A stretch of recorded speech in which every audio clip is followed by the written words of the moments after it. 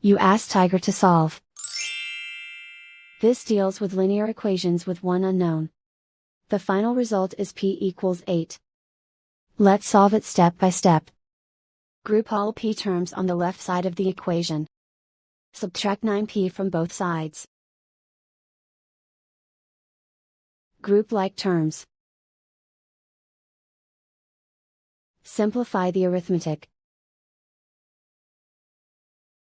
Group like terms.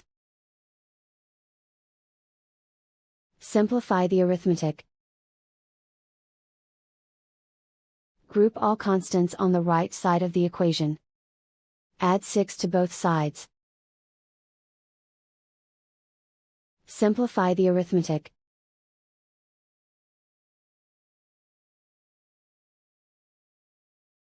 Isolate the p. Divide both sides by 5. Simplify the fraction.